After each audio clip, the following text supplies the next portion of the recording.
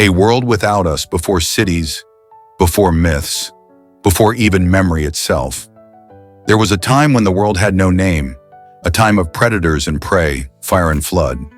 And then from the dust of Africa, he rose, the very first man, the rift in the earth. This is where it all began. You're worn a massive geological scar stretching 6,000 kilometers. As tectonic plates pulled apart, they shaped not just the land but destiny. Because here, under the African sun, the spark of humanity was lit. The children of the apes. Millions of years ago, creatures walked upright on 2 feet. They weren't yet human, but they were more than ape.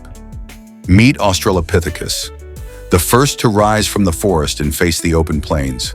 Small brains, no tools, but they stood tall. The dawn of hands. Enter Homo habilis, the handyman. 2.4 million years ago, he changed the rules of survival. He made tools, not just used, but made. And with this spark of creativity, the road to man began. Fire tamer, Homo erectus.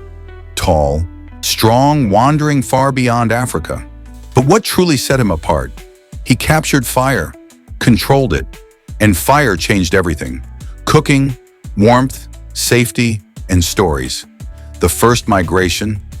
Long before ships and compasses, man was already moving. Homo erectus walked out of Africa nearly 2 million years ago. He reached the islands of Indonesia, the steppes of China. He was the first global pioneer, the ice and the hunter. The world turned cold, and those who survived learned to hunt, track, adapt. From Neanderthals in Europe to Denisovans in Asia, humanity was diversifying. Different branches of the same ancient tree, the spark of thought. Around 300,000 years ago, something awoke. Not just intelligence, but imagination. Our ancestors began to think about thinking, art, ritual, belief, the dawn of the mind. The first true man, Homo sapiens. He is us, Homo sapiens. He appears in Africa, bearing traits no creature before him possessed. Abstract thought, language, culture. He would change the planet forever. The woman of all. Geneticists call her mitochondrial Eve. She's not the first woman, but the common mother of all living humans. Through her line, our mitochondrial DNA is passed, unbroken, mother to child, the man of all. He's called Y-chromosomal Adam, the most recent common male ancestor of all living men.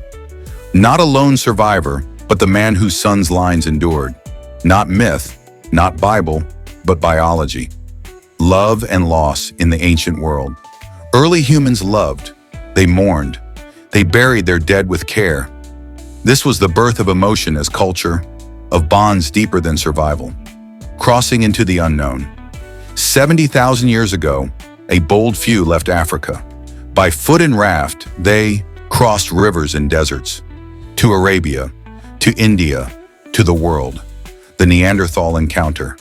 Europe wasn't empty. There were others, the Neanderthals. Not enemies, but kin. Modern humans met them, lived with them, and bred with them. We still carry their DNA. The New World. Humans reached the Americas. How? Likely via the Bering Land Bridge during the Ice Age. And they didn't just survive, they thrived. From the Arctic to the Amazon, the birth of gods. With imagination came belief in spirits, in ancestors, in forces beyond the visible world. The first gods were born not from power, but from mystery when the world was small. For most of human history, life was local. Small groups, shared struggles, but every group told stories about beginnings, monsters, the stars. They were all searching for meaning, the bloodline of the first. You carry the blood of the first.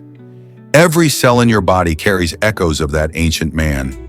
His victories, his struggles, they live on in you. The fall of forgetting. We forgot him.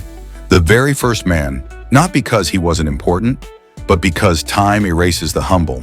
The loud remembered, the quiet built it all. Reconstructing the first face. Using skulls and genes, scientists have tried to visualize him. Dark-skinned, strong, alert, not alien, but familiar. When we look at him, we see Us, the man who became the world.